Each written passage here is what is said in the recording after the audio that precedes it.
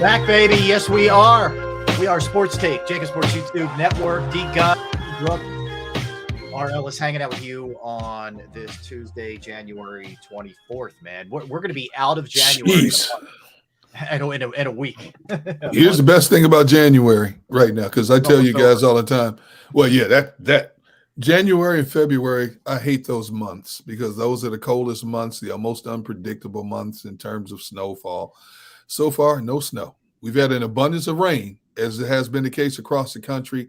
And when you see some of the massive floodings taking place, especially out west, it's just mind-boggling. But no snow, number one. The month is almost over. And February is the shortest month of the year. Those three things. You know, the quicker we get through February, the happier I'll be. I told you, the revamped D-Gun so far through 24 days has kept his promise to you two. I've been a kinder, gentler person. I'm trying, but I'll be even happier if we get through this winter. What'd you say? What'd you say? Word. I didn't. What you gotta say? What? I was coughing. You dispute the notion that I've been kinder and gentler in the 24 days of the new year? Did I say anything like that? I was. Yeah, but that bogus cough spoke volumes, Mr. Brooks. Did anybody hear me say? I mean, it was just a cough. I mean, something got stuck in my air tube. That's you didn't cough the whole show. Tube. He hasn't coughed the whole dang show. Now all of a sudden he coughs. Oh my God. I would say I'm offended, but I can't go there, B. I can't. Look, I'm even drinking some water because I can. Yeah, get your air tube, good to go. Look, Crisco Duck said, I noticed the change. Correct. She or he's correct. He or she's correct. So let me give you a little. Let's dig into the Niners here a little bit. All right. So they've won 12 straight, right? Their last loss was October 23rd. Their last loss was 8 days before Halloween. It's been a long time since they lost a football game, right? Yeah. So this year they've lost 4 times. They lost 3 times on the road. Now keep in mind these were early. This was this was like Trey Lance, Jimmy G, no McCaffrey. They lost at Chicago, at Denver, at Atlanta, and they lost at home to the Chiefs. They're their 4 losses. The Chiefs were the last loss that they had, October 23rd. So that's what they've done thus far. Purdy 7-0 as a starter. He's the 4th quarterback to be drafted in the 6th round or later to reach a conference championship game in his first season as a starter. They've allowed 19 points per game on the road. He's only played Purdy 2 games as a starter in general on the road and none out of the Pacific time zone. They allowed 44 points to the Chiefs, 30 points in the second half. So a really good Chief offense got him pretty good. And the Raiders later in the year, I think it was the second to last game of the regular season, it was a back and forth battle with that team that didn't even make the playoffs. Jarrett Stidham, who replaced Derek Carr, threw 365 against them and 3 touchdowns, and Vegas had 500 total net yards. I point all that out because their defense is unbelievable, but it's not impossible to get things going here against them. I mean, all you had to do is just watch the game they just played against Dallas. Dallas was well within the range to win the game. If they had better quarterback play, more than likely they would have won the game. Dallas's defense put a halt on their offense. Dallas's offense could have scored a lot more on their defense. I don't know what Dak was thinking about, some of the plays that he ran. I didn't know what the play calling was. We have a legitimate play caller. We have legitimate play callers, number one, going against that defense. We got a legit offensive line going against that defense. That rookie was getting his ass kicked against Bosa. I don't know why they even put Bosa on the other side. Mm-hmm. Well, yeah, because he was whooping Tyler Smith. The other Smith on the other side also. He was whipping both of them. But you saw that you could run an offense against them very, very easily. It's not like they're just so good that you can't score on them. Okay, middle linebacker ran with CeeDee Lamb. It was a go route. He just turned it and started running. Right. I get it, man. That's a great play. But I just can't see him being the same way with Kelsey tattooed and plastered all over him. Mm-hmm. You know what I'm saying? Kelsey's throwing 300-pound guys, let alone a linebacker. How many times he got up on linebackers and finished them also? Yeah, there's 2 great examples in that game where he gets out and just kills guys. Right. You know what I mean? So Giants. I have no fear against that offense. None. How about defensively, though? Well, you have no fear against the 49ers offense? Is that what you're saying? Defense or offense? Defense. Wow. You don't fear the 49ers defense in any way, shape, or form? No. I mean, you can't say no way, shape, or form. I'm saying that Wait, I don't fear. no, I don't fear. No, you saying it literally like, you don't have no fear against them. No, I mean, when I look at what we have in the Eagles, they don't put fear in me like, oh, they're you can't run on them or you can't pass. No, I didn't say that. No. Say all that. And I didn't say I have no fear in their ability to do. I have more hype. I have more of a trust in what we can do. Yes, as opposed to them. I'm not disputing that. I don't fear them. I don't. I'm not disputing that. All right, let me say it.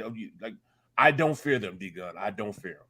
I'm not disputing anything you say about this Eagles. All right, team. well, I'm gonna say it then. I don't fear them in any way.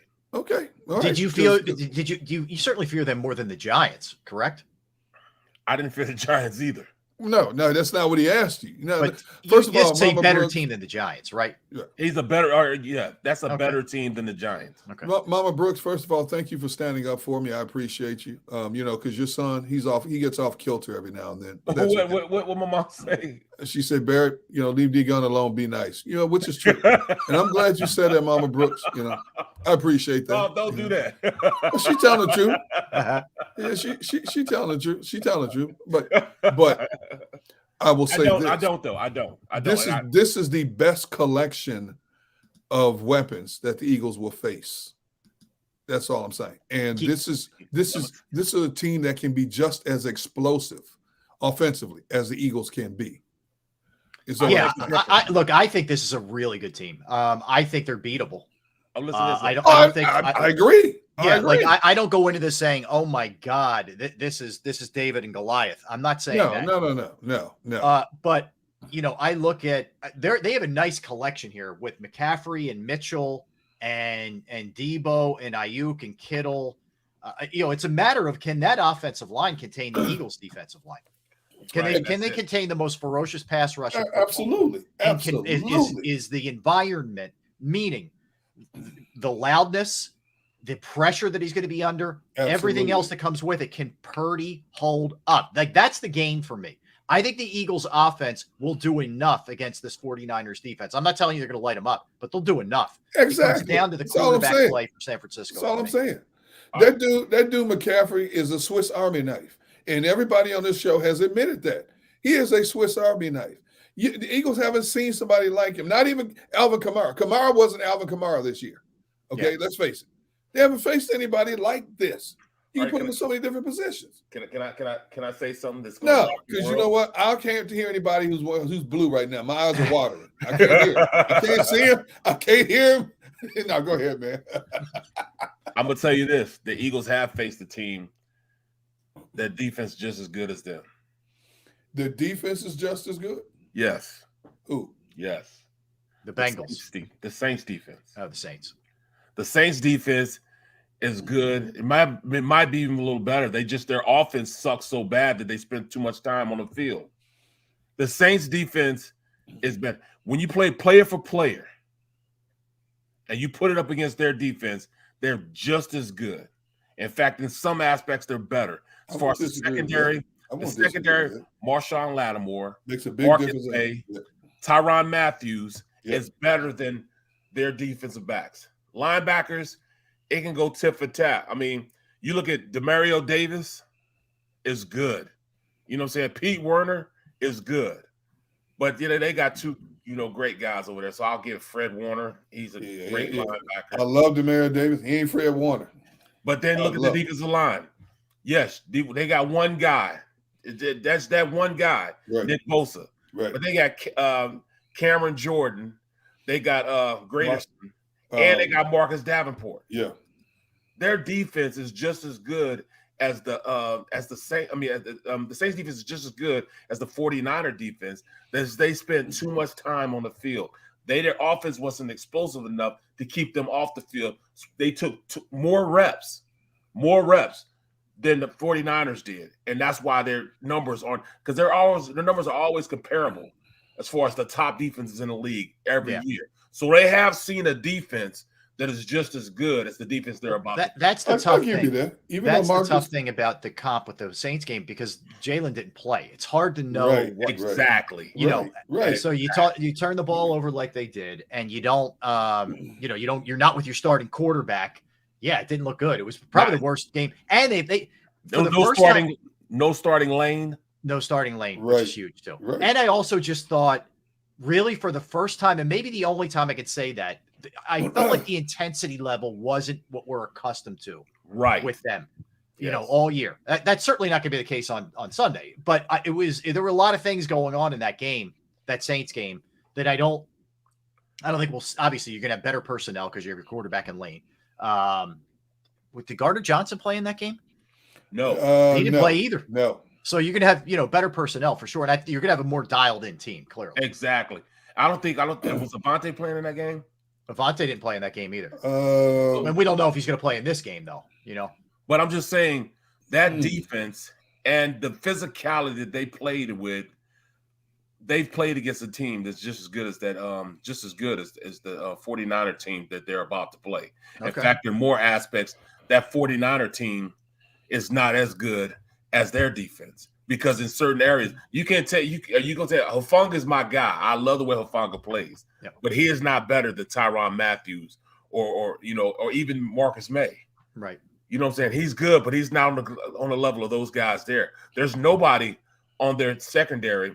Neither one of the Wards are better than Tyrann Matthews. Mm-hmm. I'm really interested. Like, if this is a game that Jalen gets loose with his wheels, it's going to be interesting to me. Like I said, if Bosa's getting heat or they're getting heat generally or whatever, if he doesn't just take off and really gash them with his legs, I don't know. I mean, I think that he is still not 100% for sure. He's getting closer, with that shoulder. So he's maybe still a slightly hesitant, although we didn't see a ton of that. I mean, maybe slightly hesitant in the last game. But I think this is where you're just going to have to unleash everything. I think this game is going to be way more physical than the Chiefs Bengals game. I think that game is going to be more of a gunfight at the OK Corral. You know what I'm saying? Teams up and down the field. I think this is going to be more of a strategist type game. And the Eagles defensively seem to jack up their play when opponents coming in and they hear all this talk about their physicality. And that's when the Eagles raise their physicality. We've heard them a couple times walk off the field, players talking about how, and you thought their defense was physical. What about ours? So they take that, as a challenge. So I expect the physicality to be jacked up more so than any other time in any game we've seen at this point. I'm looking forward to this one. It's like, who's going to deliver the first blow? Who delivers the first significant blow in this game?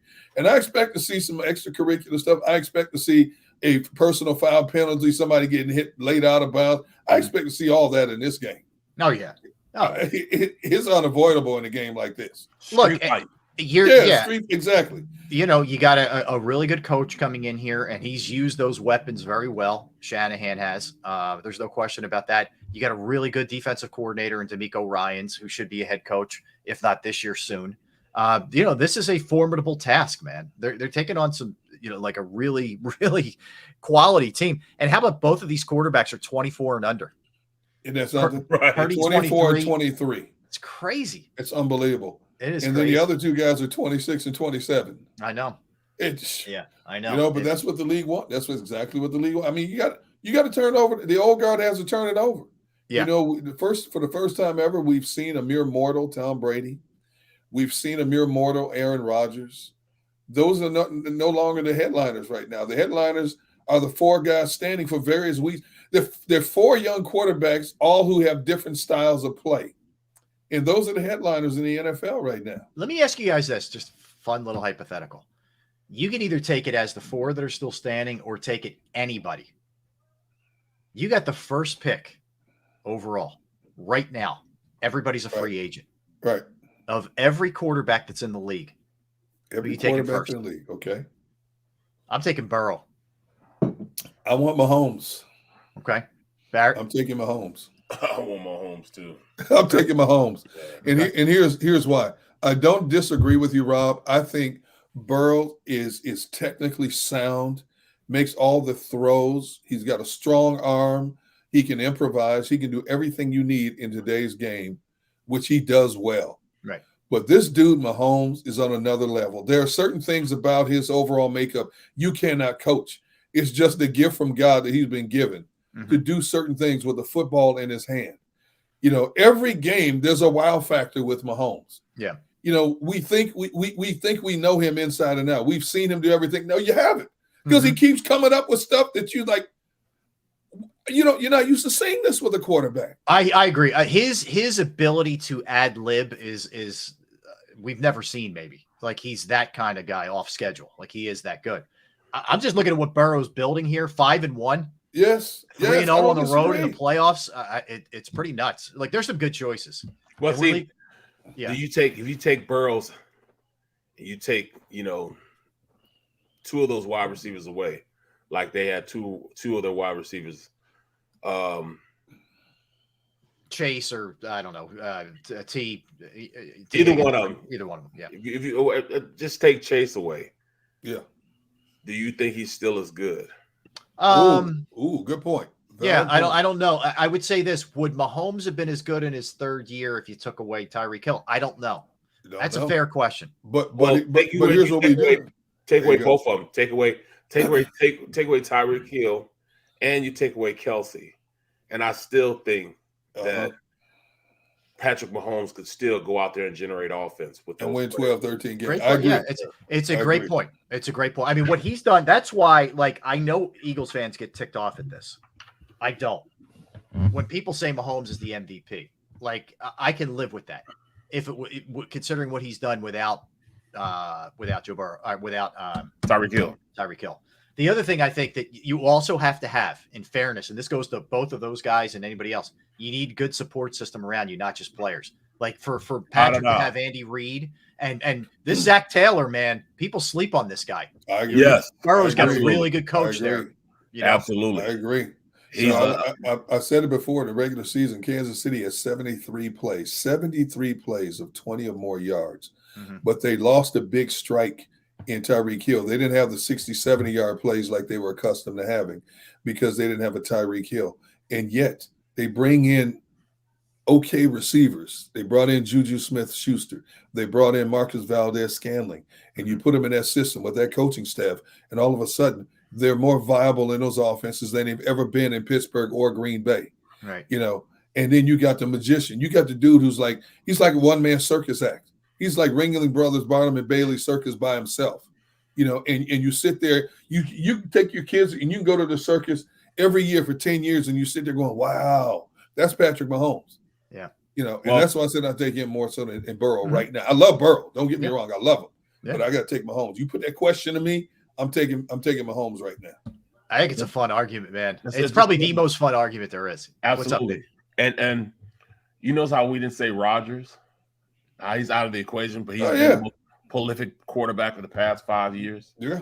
I and I'll be honest, part of it is I'm just kind of exhausted by him, like of him. The off the field antics. It's just all of it. Like, right. Like, and we're gonna go through this whole circus of whether he's coming back or not. Like, come on, man. Well, how much is this last game for Allen changed? Well, this year for Allen changed who you think he is. I think it hurts him a little bit. Frankly, he turned the ball over a lot in big spots. Was that a product? Is that a product of Dable being gone, or is it a product? I was just gonna say that him being just a guy right now.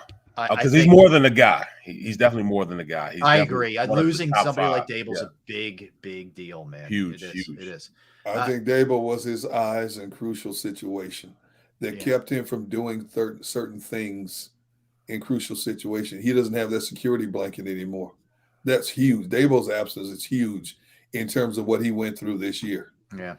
Yeah. I mean, I think you look at how much Trevor Lawrence was better this year. Some of that is he's an unbelievably talented guy. Oh, without a doubt. But a lot of it is you got Doug Peterson in there and you got him out of that disaster that was the year before, and you need that. Some guys just get screwed. They end up in a place that's bad, that's dysfunctional, and they can never get out of that. And they form bad habits and they never recover, and then other guys, they're more fortunate. It's just some of it's luck of the draw. So where is Mayfield going now? I think he's a backup. A starter? Houston? I think he's a backup now at this point. So you don't see him as a starter at all now?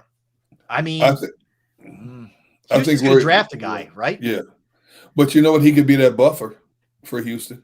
He's better than what they have now, And, teams, very few teams want to put a quarterback in there as a rookie and hit the ground running. They like to have that grace period to let him watch and observe, and get better. That's the best thing Andy Reid ever did with both of his quarterbacks. Yes. With Mahomes and McNabb. Let him sit a little bit. Yeah. He sat Mac and let Mac look at Doug. And then he let Smith sit and play in front of Mahomes and learn from Smith. Yes. So you look at a guy like Zach Wilson. I don't really like him to begin with as a player, but he was thrown right in there and showed you that he wasn't ready physically, mentally. He wasn't mature enough to handle it. All of it. He showed you every reason why this. First of all, he was overdrafted, but he was a classic example. He should have been just waiting behind guys, maybe a year or two. I never liked him. Anyway. Yeah, I know you didn't like him. Yeah, I never liked him from the jump. But I mean, I look at Pittsburgh and their situation, and I think that they're kind of glad that they went on and did what they did, and played their rookie quarterback. I think he learned a lot from this season, and he turned it around. The second half of the season, he turned it around, got them over 500. Yeah. But they did give him a minute. I mean, it was Trubisky a little bit. Like they gave him a minute to just sort of get his feet wet, which I thought was a smart way to go, for sure. But yeah, look, it's there's a lot of different ways you can look at it. And some guys like Burrow was ready to go right away. It's just some guys are different. You can just plug them right in, and then they're off to the races. I think if Mike Tomlin and that organization was really being honest, I believe they went into this season saying, we got a mess here in Pittsburgh quarterback wise, and Mike, you're just gonna have to suck it up and take your first losing season. Because at one point they were 4-8. I think you're right. They were 4-8, And I think it was just about, and all of a sudden, ball started bouncing away. This kid Pickett, while it was still raw, started making plays. And you're right, Rob. With their receiver. Yeah. I wonder if they didn't say to him, like, hey, listen, you're safe. Like, we know this is going to be a tough one.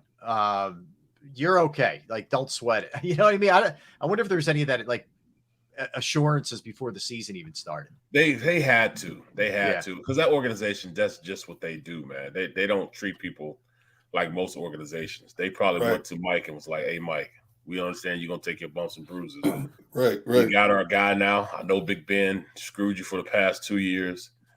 We got a guy now. We got, we're gonna go full speed ahead with the rookie quarterback, and don't worry about it. If you take it in the chin, we understand. Right. We understand. Yeah. Yeah, we'll never know, right? Behind closed doors, what goes on there. That's for sure. All right, so in a little bit, we're going to dig into the NFL stuff, but we will give you some numbers when we get back that are pretty remarkable from some of the games this past weekend. We'll take some questions from the chat section as well, so have those questions ready to fire away coming up in our next segment, guys. So we will dig into that, little Sixers, little Flyers as well. We'll get into all those kind of things.